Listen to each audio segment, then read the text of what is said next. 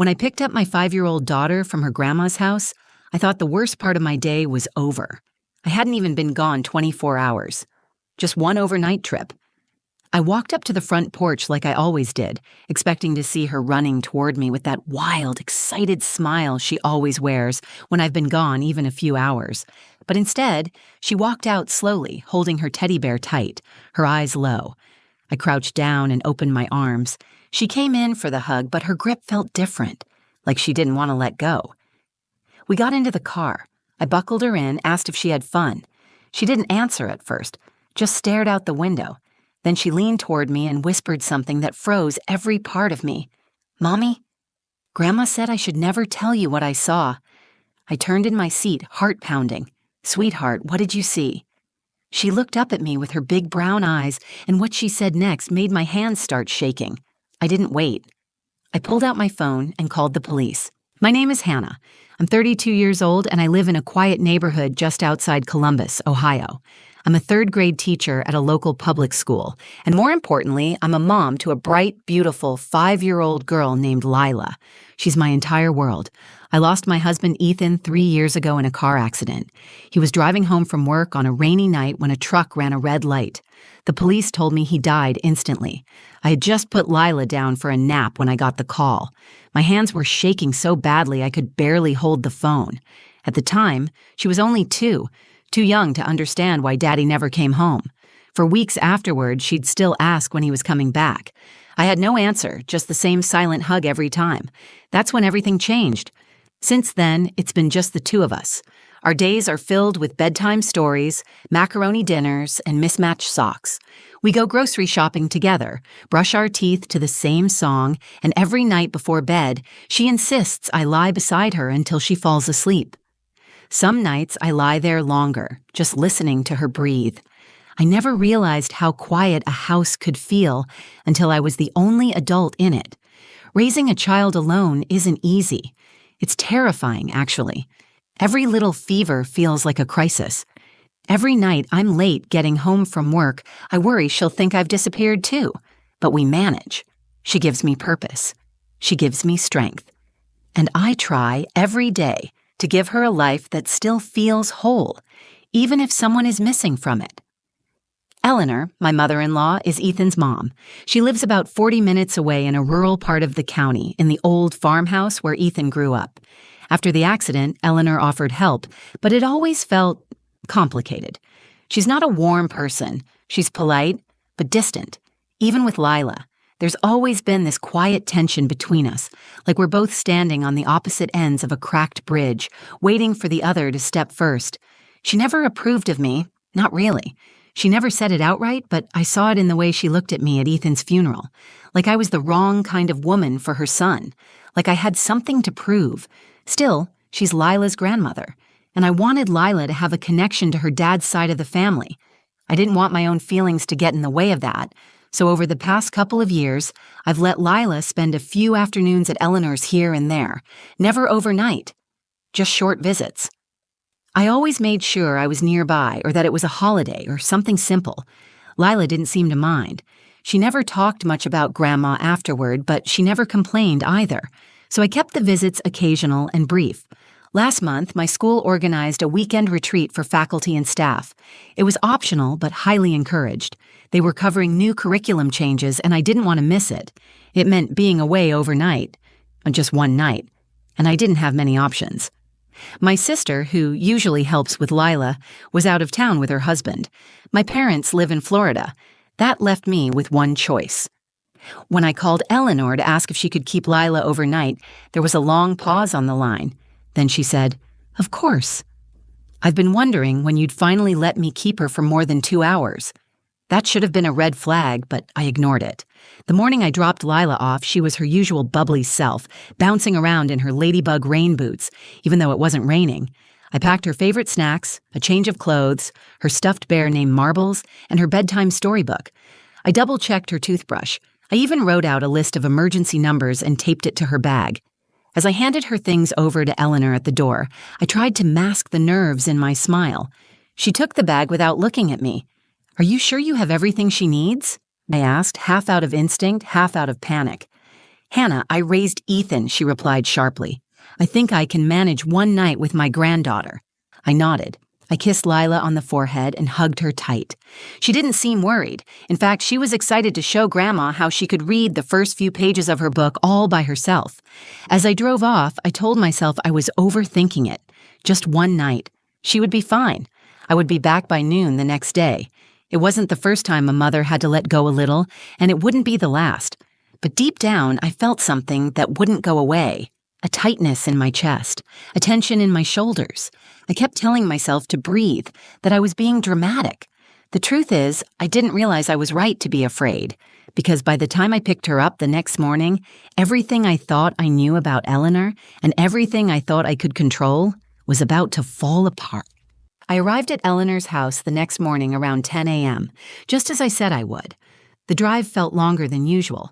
My stomach was unsettled, not because I expected anything to be wrong, but because I had missed Lila. I kept picturing her face, wondering if she'd had her usual nightlight, if Eleanor remembered to warm her milk before bed, if she had cuddled marbles like she always did. The house looked quiet. Too quiet. The curtains were drawn and no music or cartoons played inside. Usually, when I came to pick Lila up, I could hear her footsteps running across the wooden floors before I even knocked. I knocked once, then again. After a moment, Eleanor opened the door. She looked tired. Her hair was pinned back loosely, and there was something cold in her eyes, like she hadn't slept or didn't want me there. She didn't invite me in. She just stepped aside and said, "She's in the living room." Lila was sitting on the edge of the couch, hugging her stuffed bear, her knees pulled up to her chest. She looked up at me, but she didn't smile. She didn't say my name. That's when the worry I had tried so hard to dismiss came rushing back. I walked over and knelt in front of her. "Hey, baby," I said softly. "Did you have fun?" She nodded, but the movement was barely there. I reached out and tucked her hair behind her ear. She flinched just slightly, like she wasn't used to being touched gently. I looked at Eleanor, who stood watching from the hallway, arms crossed. "We played some games. She stayed up a little late," Eleanor said flatly. "Probably just tired." I wanted to ask more, but I didn't. I just stood up and took Lila's bag, thanked her out of habit, and walked my daughter out to the car. Eleanor didn't follow us outside. Once we were in the car and I had buckled her in, I turned to face her. "Did Grandma take good care of you?" Lila looked out the window. Her voice was barely audible when she said, "Mommy." Grandma said I should never tell you what I saw. Her words stopped everything. The sound of traffic faded. My pulse thudded in my ears. "What did you see, sweetheart?" She looked at me. Her face was pale and her eyes were wide, in that way kids get when they know they've touched something too big to understand. "There was a girl in the basement," she said. I froze. "What girl?" "She was in a room. Grandma said not to talk to her and that she wasn't real. But she looked real." I didn't speak. I couldn't.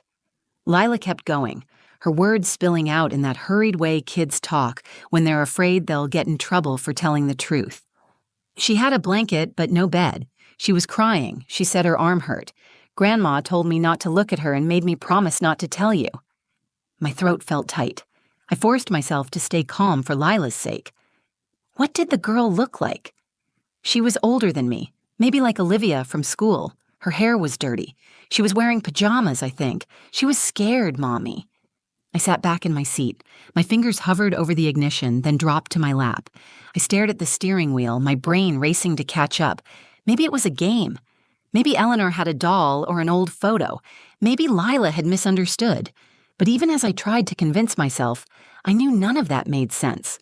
Lila had a vivid imagination. Yes. But this didn't sound like a fantasy. It was too specific, too detailed, and far too serious to ignore. I called my friend Olivia, not the girl from Lila's school, but my best friend since college. She's a child psychologist. I told her everything in a voice that cracked halfway through. She didn't hesitate. "Hannah, that's not a made-up story. Kids don't lie in that kind of detail. If she's describing pain and fear, that's something she saw. You need to take this seriously." So I did. I drove Lila home and got her settled with some juice and her favorite cartoon. I didn't want her to see how scared I was. I gave her her stuffed bear and told her to sit tight for a bit. Then I went to the kitchen, locked the door behind me, and dialed the police. I don't know if this is an emergency, I began, but my daughter just told me she saw a girl locked in a room in my mother-in-law's basement. The dispatcher asked me to explain everything. I repeated Lila's words exactly. She was quiet for a few seconds, then said she was sending officers to the property immediately. I hung up and stared at the phone in my hand. What if it was real? What if someone was down there right now, alone and hurt? What if my daughter had seen something no child should ever see, and I had almost missed it? That's when the fear turned into something else. Determination. The moment I hung up with the dispatcher, something shifted inside me. Fear was still there, yes, but it was buried beneath something stronger. I was done second-guessing myself. I was done wondering if Eleanor meant well or if I was overreacting. My daughter had come home scared, whispering about a crying girl in a locked basement, and that was enough for me. I stood by the window, phone still in hand, watching the road. I didn't know how long it would take for the officers to reach Eleanor's property. Her house was out past the county line, quiet and tucked between dense woods and long gravel roads. If something was happening there, if someone was hurt, I didn't want to waste another second. I grabbed my keys. Before leaving, I went back into the living room to check on Lila. She was sitting cross-legged on the floor with her teddy bear, watching a cartoon. Her expression had softened, but I could still see the weight of what she had told me. She looked up when I walked in. "Where are you going, Mommy?" I bent down and kissed the top of her head. "Just to pick up something I forgot, sweetheart. I'll be right back. Auntie Olivia is coming to stay with you for a little while." I had already texted Olivia after the police call. She lived 10 minutes away and didn't ask questions when I told her I needed help. She texted back one word, "coming." 5 minutes later, Olivia arrived. I told her what Lila had said, again, this time with a shaking voice. Olivia didn't blink. She crouched down and started playing with Lila like it was any normal day. That's the kind of friend she is. Steady, calm, someone who holds the chaos for you when your hands are full. I drove to Eleanor's house with my heart pounding against the steering wheel. The farther I got from town, the more isolated it felt. No sidewalks, no streetlights, just tall trees and silence. I kept thinking about what Lila had said, about the girl with the hurt arm and the crying. I kept picturing her, locked away somewhere in that house I had once sent my daughter into without question. I pulled into the gravel driveway and turned off the engine. I could see Eleanor's car parked where it always was. Her curtains were drawn again, no sound, no movement.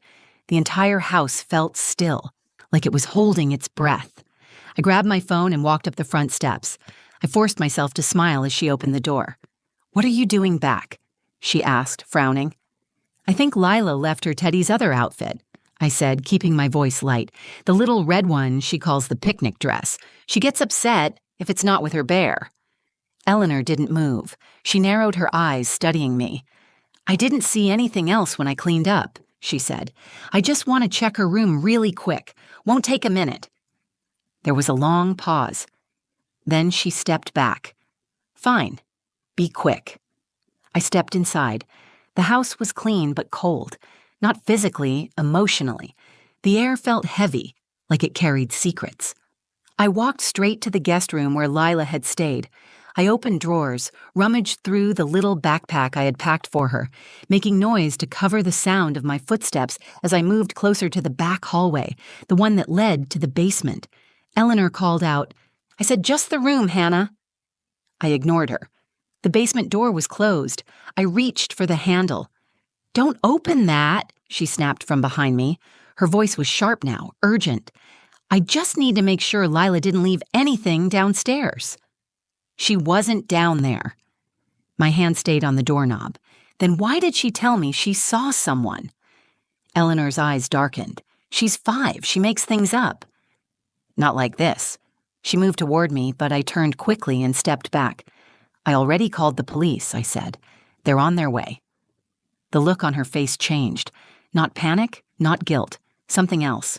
Contempt. "You really are just like I thought. Weak, dramatic, always looking for something to blame." "I don't care what you think of me," I said. "If there's someone in that basement, I'm not leaving until I know they're safe." We stared at each other. The sound of tires crunching on gravel broke the silence. Red and blue lights flashed against the windows. 2 sheriff's deputies stepped out of the cruiser. I opened the door and waved them in. She wouldn't let me see the basement, I told them. The older deputy nodded. We'll handle it from here. I stepped outside, my hands shaking, not from fear anymore, but adrenaline. As I stood on the porch, I could hear their voices inside, Eleanor's raised, then footsteps, then a thud. One of the deputies called out, "We need backup. We've got something." That's when I knew it was real. Lila had told the truth, and somewhere behind that locked door, a child had been waiting for someone to believe her. I stood just outside the front door, my hands clenched so tight my nails dug into my palms. The cool morning air pressed against my skin, but I couldn't feel it. Inside, I heard movement. Voices. One of the officers was calling out something I couldn't fully make out, but I could hear the urgency in his tone. Then I heard it again. A thud. Then the unmistakable sound of metal, clanging, like a latch being forced open. I didn't move from the porch, but every nerve in my body was drawn toward that sound. One of the deputies stepped out a minute later, his face pale and tense. He didn't look at me at first. He turned toward the cruiser and radioed something into his shoulder mic. When he finally looked over, his expression told me more than any words could. "There's a child down there," he said. "A girl. She's alive." I didn't speak. My throat closed. I brought my hand to my mouth and nodded slowly. I didn't want to believe it. I had hoped, in some desperate way, that this would turn out to be a mistake, that Lila had misunderstood, or Eleanor had some strange but explainable reason for keeping a door locked. But no, it was real. They led Eleanor out in handcuffs 10 minutes later. Her face had hardened. She didn't cry or scream. She walked with her chin up like she was the one who had been wronged. She didn't even look at me, not once. As the officers guided her into the back of the cruiser, she muttered something under her breath, but I couldn't hear it. A second patrol car pulled into the driveway. An ambulance followed close behind. Paramedics moved quickly toward the house. I saw her then. The girl. She looked about 10 years old, maybe a little younger. Thin, small for her age. Her face was dirty, her cheeks sunken in. She was wrapped in a blanket, clutching it tightly like it was the only thing tethering her to the moment. Her hair was long, tangled, the ends stuck to her face. One of her arms was in a makeshift sling. She didn't speak. Her eyes were wide and frozen, darting around like she didn't quite trust what was happening. The paramedics walked her gently to the ambulance. I stood back, but she looked right at me for a second. I gave her the smallest smile I could manage, not one of happiness, but of recognition. I wanted her to know someone saw her now, that she wasn't invisible anymore. An officer came to speak with me a few minutes later. He was calm, professional, but you could tell this wasn't something he saw often. He explained that the girl's name was Anya Martinez. She had been reported missing nearly 3 weeks earlier from a nearby town about 40 minutes away. Her photo had been shared on social media, but Eleanor lived so far off the main road, no one thought to check her house. I asked how Eleanor had even found her. He shook his head. "We're still piecing it together," he said, "but we think she may have lured the girl from a public park. Anya was known to wander off occasionally. Her parents said she has a developmental delay and struggles with strangers. Eleanor likely took advantage of that. The idea that someone could take a vulnerable child and hide her like that made my stomach turn. What would she even want with her? I asked. She claims she was protecting her, he said. We think she's been involved with some conspiracy forums online. She believes the child was in danger from her real family. I stood there, stunned. All this time, I thought Eleanor was cold, judgmental, and emotionally distant. I never imagined she was capable of something like this. I had trusted her with my child. And Lila, my daughter, had been right. She had seen something. She had understood the weight of it, even at 5 years old. If she hadn't spoken up, if I had brushed it off as nonsense or childhood imagination, that little girl might still be down there. I called Olivia and asked if I could talk to Lila. When I got home, she was sitting on the couch with marbles in her lap, eating crackers like it was any other Saturday. I sat next to her and pulled her into my arms. I need to tell you something, I said gently. The girl you saw in Grandma's house, the police found her. She's safe now. Lila blinked up at me. She's not in the basement anymore? No, baby, I said. She's not. You helped her. You did a very brave thing telling me. She was quiet for a moment, then she leaned into me and whispered, I was scared to tell you. I know, I said, but you told me anyway. That's what being brave means? That night, after Lila fell asleep, I sat in her room and watched her chest rise and fall with each breath. I kept thinking about Anya, what she must have felt locked away in that dark room waiting for someone to find her, what it meant that the person who saved her was another child, my child.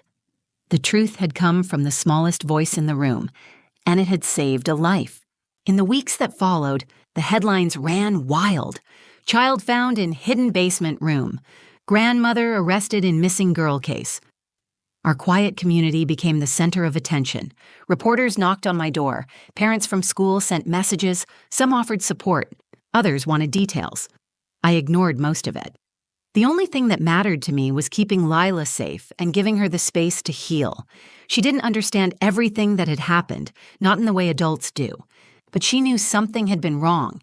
She knew she had seen something she wasn't supposed to. For a few nights, she woke up crying. Sometimes she'd ask me to leave the hallway light on, even with her nightlight glowing beside her bed. She didn't want to talk about Grandma. I didn't force her. Instead, I sat with her. I held her when she needed it. We read her favorite bedtime books, even when she already knew them by heart. I brought her to play dates, filled her world with comfort, and kept her close. At school, her teacher said she was quieter than usual, but still engaged, still curious, still smiling by the end of the first week. Olivia helped us both. She recommended a therapist who specialized in early childhood trauma. We went together. I didn't want Lila to feel like she was going through it alone. In one of the sessions, Lila said something I'll never forget. She didn't want me to tell, but I knew you would believe me. That was when the tears came. Not the panicked kind I cried in my car that day, or the silent kind I wiped away in the bathroom late at night. These were different. They came from a place of deep, quiet gratitude. I had spent so long worrying I wasn't enough, as a mother, as a protector. After Ethan died, I was constantly afraid that I was failing Lila, that I couldn't give her the security and love she needed. But in that moment, hearing her say she trusted me more than her fear, I realized I had done something right. Eleanor's arrest led to several charges, including kidnapping and unlawful confinement. She pleaded not guilty at first, insisting she had saved Anya, but the evidence was overwhelming. The girl had been locked away in a hidden room behind a false wall in the basement. There were no windows, only a mattress on the floor, a single lamp, and a padlock on the door. The sling on her arm was makeshift and untreated. She had been fed enough to stay alive, but barely. It wasn't a misunderstanding. It wasn't some misguided act of protection. It was a crime. Anya was reunited with her parents. I met them briefly during the investigation. Her mother hugged me so tightly I could barely breathe. She thanked me, over and over, but I didn't feel like the hero. I just listened to my daughter. That's all I did. I believed her, and that had made all the difference. The investigators said Eleanor had been active in online forums filled with conspiracy theories. She believed Anya was part of some larger plot and had convinced herself she was rescuing her from it. It was disturbing, sad, and terrifying all at once. I couldn't reconcile the woman I had known with the woman who had done this. But in the end, it didn't matter. What mattered was that Anya was safe, and Lila was home. I no longer speak to Eleanor. I won't let Lila near her again. There are some things you can't come back from, and while part of me aches for what could have been, a warm, loving grandmother who cared for her granddaughter with joy and kindness, I know now that pretending doesn't protect anyone. One night, a month after it all happened, Lila asked me a question as I tucked her into bed. "Mommy, am I a hero?" I smiled. "You're my hero." She nodded thoughtfully, then pulled marbles under the blanket and closed her eyes. That night, I stayed in her room longer than usual, not because she asked, but because I wanted to. I listened to her breathing, steady and soft. I thought about how easily this story could have ended differently. If she had stayed silent, if I had brushed off her words, if help had come too late. We think of heroes as strong, loud, brave people who rush into danger without blinking. Sometimes, heroes are small. Sometimes they whisper. Sometimes they clutch a teddy bear and say something that changes everything. I will never forget what Lila taught me, that listening to children is not just about keeping them safe. It's about showing them they matter, their voices matter, their truth matters. And when we listen, really listen, we give them the power to not just be heard, but to be believed. That's how we protect them. That's how we protect each other. If this story moved you, if it made you think, or reminded you how powerful a child's voice can be, I hope you'll take a moment to reflect on the people you trust and the ones you choose to listen to. Sometimes, the most important truths come from the quietest corners. If you found this video meaningful, please give it a like. Share it with someone who needs to be reminded that listening can save lives. And if you've ever had a moment where a child told you something you almost missed, I'd love to hear your story in the comments. Subscribe to the channel for more true stories like this one. Stories that matter. Stories that remind us how fragile and strong the human experience can be. Thanks for being here. Stay safe, stay kind, and always, always listen.